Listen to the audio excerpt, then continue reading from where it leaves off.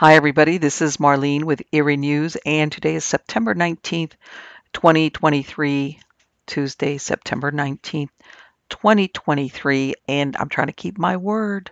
I've come back very soon to get into some more interesting and eerie news. So let's get off to the races, shall we? And the first story is out of Stranger Than Fiction Stories at MiamiGhostChronicles.com. If you want to see the written version, just go to the tab and it's titled The Phantom Nun of Bradley Woods. The village of Bradley in Lincolnshire, England, has existed since medieval times, and no one is sure when the Black Lady made her appearance. She became so well known that parents in Bradley and the surrounding area would scare their children that they should behave or the Black Lady would come and get them.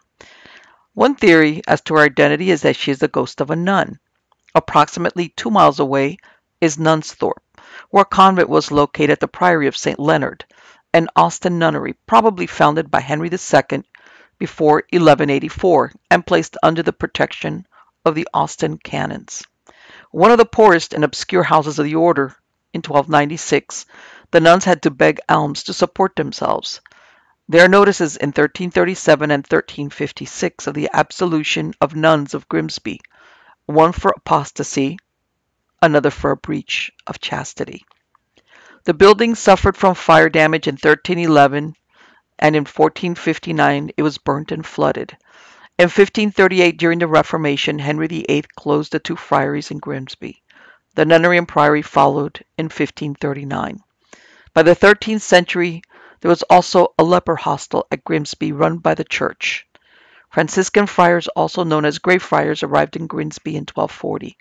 Austin or White Friars arrived in 1293. The nunnery stood outside Grimsby at the crossroads to Louth and Laceby, which is still called the Nuns. The Nuns farmhouse, which stood on the site, was demolished about 1952.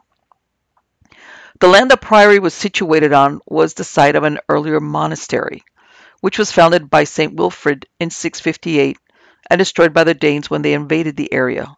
William the Conqueror and the Bishop of Durham refounded it in 1082 as the Priory of St. Leonard. The sightings have always been of a tall young lady with a tearful, stricken face, clothed in a black cloak with a hood over her hair, walking through the woods near Bradley. Maybe the lady was a young nun keeping a secret assignation in these woods, far enough from prying eyes at the convent, but close enough for her to walk there. One of the most well-known stories associated with the Black Lady of Bradley Woods is set during the time of the War of the Roses, or the Barons' War. A woodsman and his wife and baby son lived in a cottage in the woods of the village of Bradley. However, the woodsman was recruited to be in the army of the Earl of Yarborough. Days and months passed, and the husband did not return. The wife, however, continued waiting for him with their baby at the entrance of the woods. Time came when the enemy's armies had started to cross the Humber. The wife with the baby in her arms tried to escape. However, 3 hobilars blocked their way. They raped the woman and took her baby away. Shamed and ruined, the woman continued to search for her husband and baby son even after death. Most people in the village believe that if you go to the woods on Christmas Eve and say, Black Lady, I've stolen your baby," 3 times, the Black Lady will appear to you. The Black Lady has been seen by motorists who pass through the woods. She is said to be seen standing near the entrance of the woods. Some have reported that they've seen a lady run in front of their car. When they come out to see who they've hit, there was no one there. A few relate seeing the lady in the form of a mist. They tried to follow it, but it led them to St. George's Church, where the lady disappeared through the door, even if there wasn't really a door there. Some say that they've only seen a strange light appearing on the bend, while a couple saw a lady dressed in clothing dating to the 1800s in different shades of gray. Perhaps the Black Lady was a victim of the bubonic plague. In 2016, a team discovered a 14th century Black Death burial pit containing 48 skeletons, including 21 children, at the site of a monastery hospital at Thornton Abbey. This place is approximately 5 miles from Bradley Woods, and the disease is documented to have reached Lincolnshire in the spring of 1349. So there you have it. She could be a nun. She could be a young housewife or wife that was killed or ruined. Or she could have been a victim of bubonic plague. Who knows? If that area has been settled for what? Well over 1,000 years? It could have been anybody or maybe more than one. Who is the Black Lady of Bradley Woods? So let's go off to the second story, which is out of the Vintage News. It's titled Funeral Directors Don't Want the Public to Know These Things About Their Job. If there's any profession that'll never run out of work, it's those dealing with death. Funeral directors and morticians perform many tasks behind the scenes to honor the deceased as they're laid to rest. A lot goes into making funerals run smoothly, with many of these tasks shrouded in secrecy. Hearses are the poster vehicles for funeral services. However, before the service and burial, the decedent's body has to be taken to a service center for preparation. For these less glamorous requirements, flashy transportation isn't necessary. As such, morticians often use minivans to move the deceased from one place to another. Jeff Jorgensen, a mortician at Elemental Cremation and Burial in Seattle, Washington, said, "The reason you don't see the dead being picked up in your daily life is because we're stealth like that. We are soccer moms and we are legion. Actually, we just use soccer mom vehicles. Minivans are the transportation of the dead. We rarely drive hearses. Those are ceremonial vehicles only." We all know that for open casket funerals, morticians will use makeup to liven up the paling flesh of the deceased. However, a lot more work goes into making them look presentable. To start, morticians will stuff the nose and throat with cotton to prevent the skin from sinking, as the material allows the body parts to their original shape. To maintain a pleasant facial expression, morticians will stitch the skin near the decedent's jawbone and nasal cavity with either a curved needle and thread or a needle injector machine. They'll also place small cups with spikes beneath the eyelids to keep them closed and prevent them from caving in. Sometimes the features of the deceased are stubborn and refrain from staying put. This is when morticians turn to everyday products to keep things where they need to be. Caitlin Doherty, in her book Smoke It's in Your Eyes and Other Lessons from the Crematory, reveals, if the usual methods of setting the features aren't sufficient to keep the eyes closed or the mouth shut, superglue is a secret weapon. This isn't the only trick morticians have up their sleeve.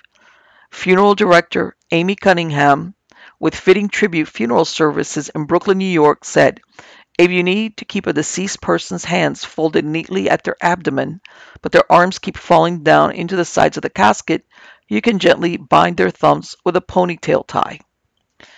In the funeral market, some caskets have been marked as protective, meaning they're lined with a vacuum-sealed rubber that's alleged to stop entry of outside elements. However, it seems outside elements are a necessary part of the natural decaying process. Mark Harris, author of Grave Matters, A Journey Through the Modern Funeral Industry to a Natural Way of Burial, wrote that protective caskets cause the growth of anaerobic bacteria that break down the body through putrefaction. They can turn soft body parts to mush and bloating the corpse with foul-smelling gas. Inside the sealed casket, the result is a funeral version of the decay that's found in swamp bottoms and the bowels of unturned compost piles. While exploding caskets aren't necessarily something funeral directors have to deal with directly, as they typically explode once placed within above-ground mausoleums, pacemakers certainly are. These medical devices can explode during the cremation process. Caleb Wilde, a sixth-generation funeral director and author of the blog Confessions of a Funeral Director, explained, "It can explode and cause upwards of $10,000 of damage to the retort, which is the cremation machine." He continues saying, "Pacemakers need to be removed before cremation, and don't worry, the funeral director/cremationist will do the removal for you." When fighting the natural process of decay in a deceased body before the day of the funeral, one often assumes a plethora of chemicals are necessary. The common understanding is that they're highly toxic, leading to the belief that they would be disposed of responsibly. However, this isn't the case. Instead, all funeral waste is washed down the drain, including fecal matter, blood, the contents of internal organs, and whatever chemicals morticians use in the embalming process. As such, these different waste materials end up in the public sewage system. As Caleb Wilde explained, blood isn't any worse than the other things that go down the loo. There are many ways people wish to be laid to rest. Some want to be buried by their loved ones, while others want their ashes scattered into the ocean. Some even want to be buried beneath a tree they're fond of. Green burials are becoming increasingly popular, but you can't actually be buried under a tree. Sarah Wambold, an Austin, Texas-based funeral director and green burial expert, said, "A body must be buried at least 4 feet from a tree to protect its root system. It's a bit of an adjustment for people who are committed to the image of being buried under a tree. But that's not always the most green option for the tree. Wouldn't they rather allow the tree to continue to live? A popular alternative is planting a tree atop your grave, as its roots can grow over your body." Child funerals. Infant and child deaths are the hottest to process, and no respectable funeral home tries to profit from them. There are also several organizations that help grieving parents throughout the funeral process. Some institutions even offer to bury infants at no charge. As Amy Cunningham said, "It is a tradition in the funeral industry to provide funerals to the families of stillborn babies and very young infants at cost. Funeral directors do not care to make profit on the deaths of children, and in fact, the death of a young child saddens the whole firm more than anything else. Many people don't know that the implants individuals are given during their lifetime don't remain with the body during the burial or cremation process. Instead, hip and knee implants are removed and available for family members to take back, should they request to do so. However, many people either don't bother or are unaware they can take them. Implants that go unclaimed are often melted down and recycled into road signs, lampposts, safety barriers, and car parts. Other implants, like those in the breast, don't have the same longevity as they tend to melt down and cause a mess within the cremation machine. And I'm going to, in some other upcoming episodes of Eerie News, I'll bring up these stories, but it's just a quick mention that they have found that some of these funeral directors, some of them have kept, I don't want to say adult bodies, but babies' bodies, that they kept them for some reason. Very weird. And then other mortuaries where, after people donate their bodies for medicine, for like the medical colleges, universities, or their families have, they give these what's left of the body over to morticians to cremation, like to cremate them. And about less than a year ago, a story broke where basically these funeral homes, instead of cremating them, which is what was intended, they were selling the body parts. Sometimes it's decorative stuff. It's incredible. I'm going to read that story when I have a chance. Very interesting because, like they say, follow the money. Because usually that's where what the what's the motivator behind that. And as a matter of fact, I believe right now there's a group action lawsuit going on against Harvard Medical because they have a program where you can like donate your body. And it seemed that one of their morgue managers, instead of disposing of after the medical students finished with the body, he was selling them. He was selling the body parts for a lot of different reasons. And yep, very unusual. That's being nice. Now, the next story, again, is out of Stranger Than Fiction Stories at MiamiGhostChronicles.com. And this is titled No Good Deed Goes Unpunished. During the summer of 1970, James Michael Schlosser, 22, a social worker from Great Falls, Montana, paid the ultimate price for an act of kindness. This is July 1970 in Montana. It wasn't until Stanley Dean Baker, 22, and Harry Allen Stroop, 20, both from Wyoming, were arrested that police knew where to find what was left of James Schlosser back in Montana. The arrest was a result of when a yellow Opel Kadett was involved in a hit-and-run accident in Salinas, California. Two long-haired hippie types were stopped when they matched the description of the men that fled the scene where 3 persons had been injured. Later investigation would prove the vehicle belonged to James Schlosser. Both suspects had fingers in their pockets. Yes, like as in human fingers, by the way, which police mistook as chicken bones. They also found a copy of the Satanic Bible. Baker, who called himself Jesus, then volunteered that he had been the victim of an electrical accident at the age of 17, and, quote, "I haven't been the same since," end quote. His later admission was more shocking. "I have this problem. I'm a cannibal. Baker had been hitchhiking when Schlosser, who was bound for a weekend with some friends at Yellowstone Park, gave him a ride. Baker asked to be taken to the home of a foreman for a job he hoped to get. This was only a ruse to take him to a lonely spot where he was killed. The headless, limbless torso, with its heart missing, was found floating in the Yellowstone River about 4 miles north of the town of Gardner by a fisherman on July 11th. The secluded spot was saturated with bone chips, flesh, and blood. A 12-inch knife was left behind. The murder scene was across the river from the Devil's Slide, a large red clay formation that can be viewed from Highway 89. It was named thus in August of 1870 by the Washburn-Langford-Doane expedition. And you might think, wow, but what is a coincidence is, this poor guy gets killed by a Satanist in view of this landmark called the Devil's Slide. Baker said he ate the heart raw, severed some fingers, cut up the body in 6 pieces, and scattered the parts. Authorities dragged the Yellowstone River in an effort to retrieve the rest of Schlosser's body, but the river was high and swift and nothing was recovered.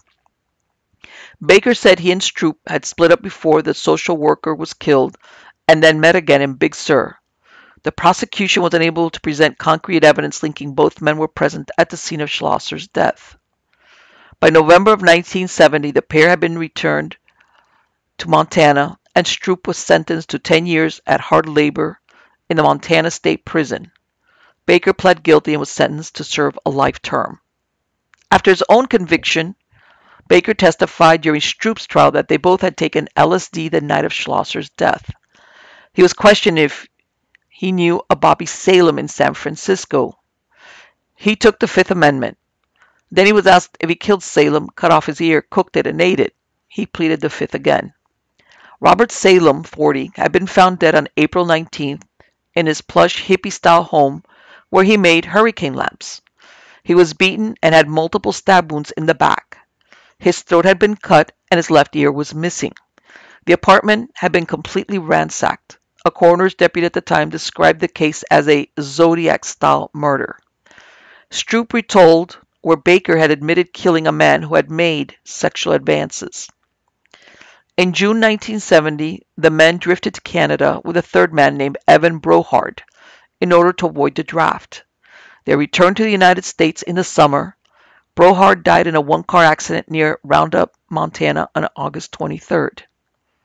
Baker's testimony during the trial told of cannibalism, satanic worship, drugs, and murder.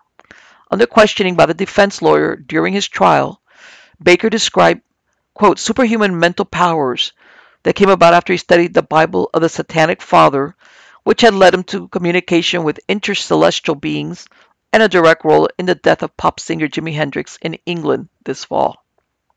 Baker said, we had a war going on between us. He, as in Hendrix, had fired on me close as I can remember about the age of 10, and I had a direct contribution to the death of Jimi Hendrix. He even claimed he could change the weather.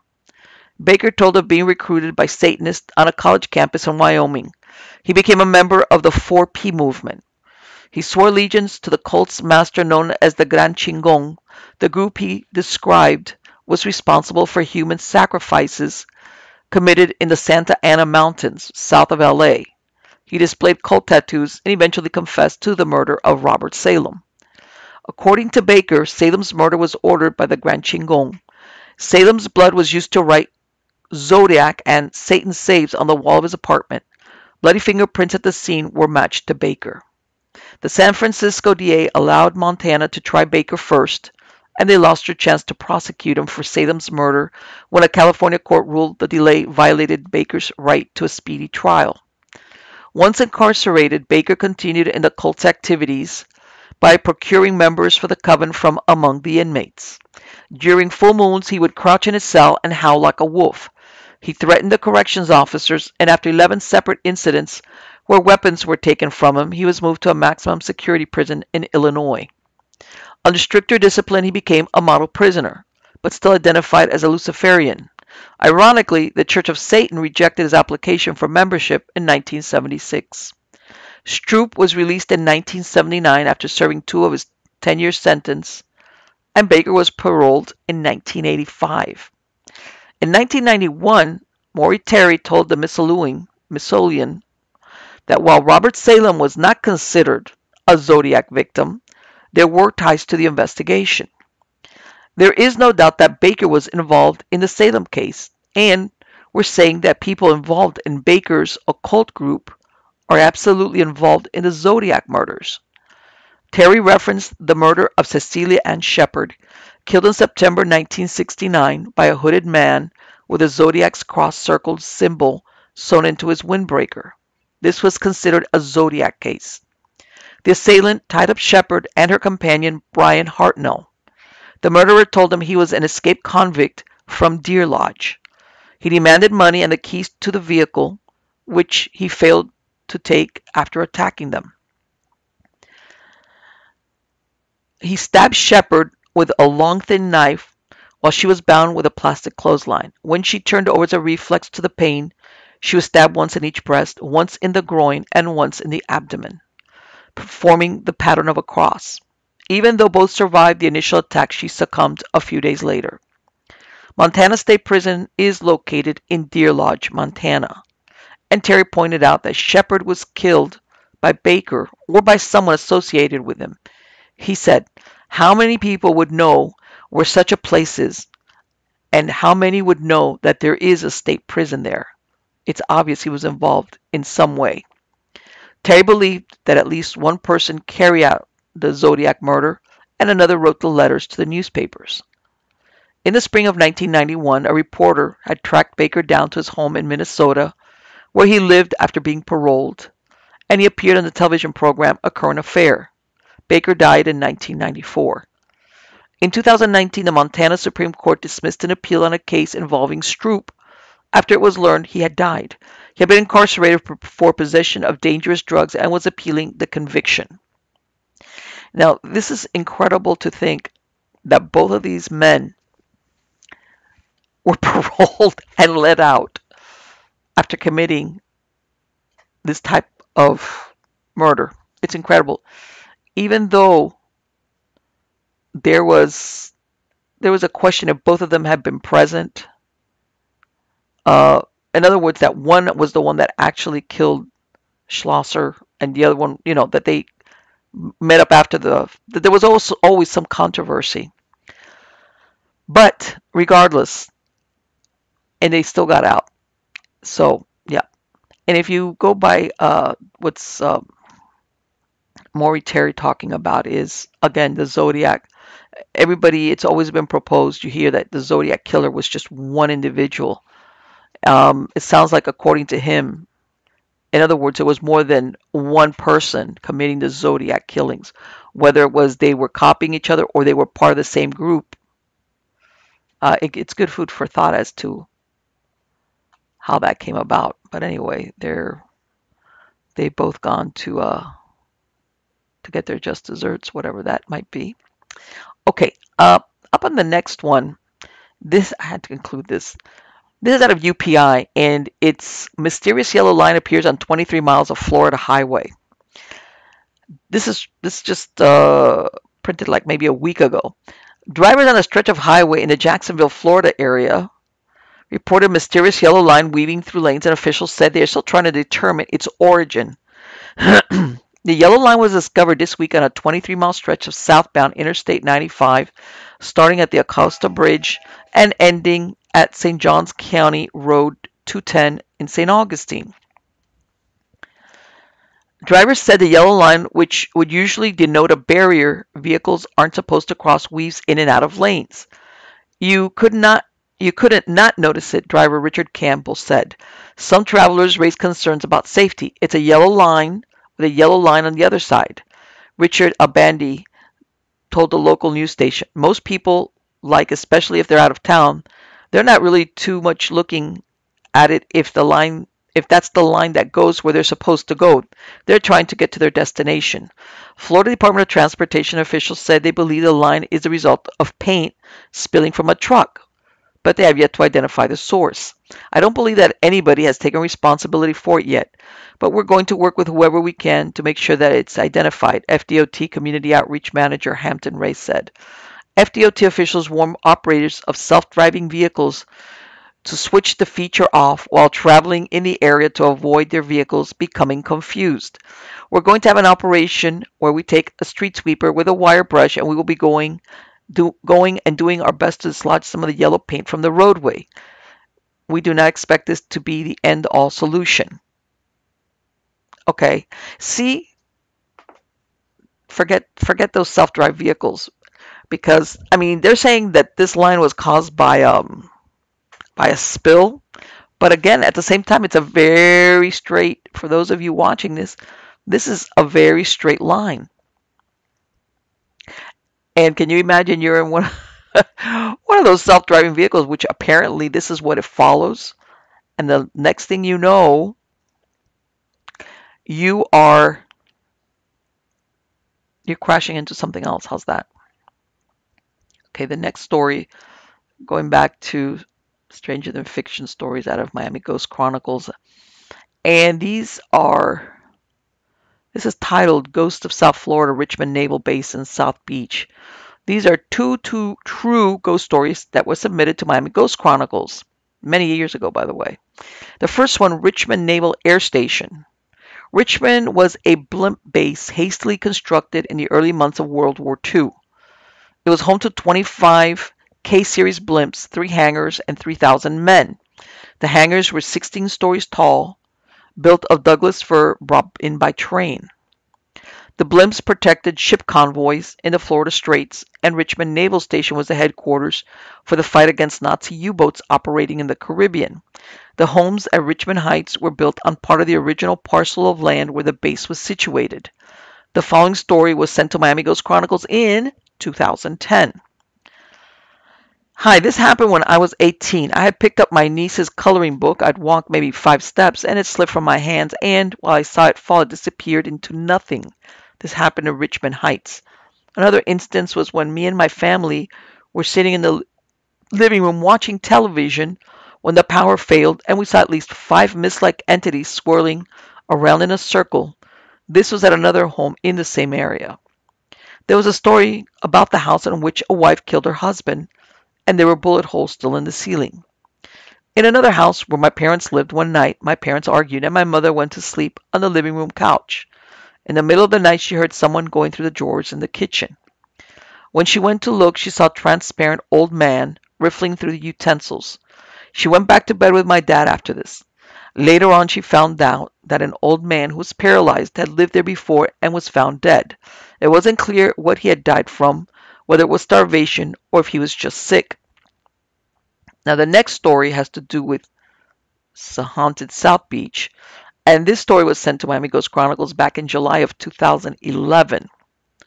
Quote, my wife and me are from West Palm Beach and had our honeymoon 11 years ago. We stayed in the Mayfair back then and decided for our 11th anniversary to stay in South Beach since we have never visited. The elevator there is probably the oldest. A metal door, new or old, I don't know, but when you get inside it, the old folding metal gate that slams awful hard before the door shuts and fits 2 people comfortably. My wife never saw an elevator so old. Just for the record, we were not drinking when these events occurred. After getting out of the elevator and walking, I believe, to the 2nd floor, we walked to the last room on the left. We opened the door after using our card to get in. My wife went in first, me right behind. She walked approximately 4 feet and stopped. Did not say anything and turned slowly to my right, sort of towards the side, and then the back of me, while waiting closer to the door.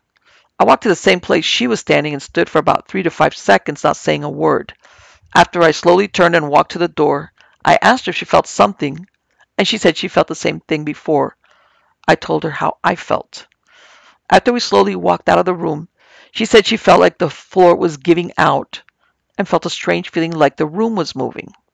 I felt like the room was spinning, like when you have too many drinks. I did feel warm, but I think it was because the air wasn't on. But I remember thinking the ceiling fan going. I felt like there was a presence in the room, but didn't see anything, but didn't particularly look for anything. I just wanted to get out. My stomach felt nauseous when I was in the room.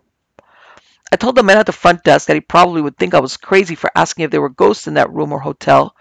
He said he just started working there a month earlier. I asked the girl sitting people outside since she told me she worked there for several years. She said yes, but I don't know if she said that to be polite. And after I explained the story, she said, I don't know. She might not have understood since she might have been from Spanish culture and didn't understand English. We then left. We stayed at a hotel on 14th and Collins, and we were not happy with the amenities. So during our walk that evening, which would be April 12th, 2002, we decided to head south from the Carlisle Hotel. We visited a few hotels, and when we came to it could be the Cardozo Hotel, I'm thinking, because hotel, I told my wife, let's check this hotel out since I know someone at work who stays here all the time, several times a year since her sister owns a shop in the area. When we walked in, everything seemed nice and on the dark side in general. This is the Cardozo right there. And I'm very familiar with this area. And, yep, well, I'm very familiar with the Richmond Naval Air Station area. It's true. Most of the neighborhood, this part of the Naval Air Station is still there. And when that neighborhood was built, it was like literally in the middle of nowhere, and all the houses date right back to the 1940s. All right, so there was a lot of living as far as things that went on there. And that's not the only story I've ever heard of weird things going on in those houses. And of course, they're older houses. And also the thing at South Beach, again, some of these, what they call these Art Deco hotels, during, like prior to the Miami Vice era, they had become very run down. And as a matter of fact, a lot of older folks went out there to live because the rents were so cheap. And then they were taken over. And of course, it was beautiful architecture because it was Art Deco, and they basically booted, people, big companies came, bought out these hotels, which had become apartment buildings, for lack of a better word, renovated them, and of course, kept the, the Art Deco facade, and it blew up from there. But those hotels do have a lot of history behind them, and of course, everybody knows the murder of a very famous Italian designer. Oh, what was his name now? I can't remember. He built around that time. He built this huge mansion out there in South Beach. But yes, a lot of these places, like everything where you hear of the hauntings, even if they've been polished up, made to look nice, they've been around. A lot of living. How's that? A lot of living has gone on under the roofs. So right now, I'm going to go and look for those weird stories that I talked about with the funeral homes. They're very unusual, and it gives you a good insight as to what people will do for a greenback. But until next time, I will be seeing you later with some more weird stuff.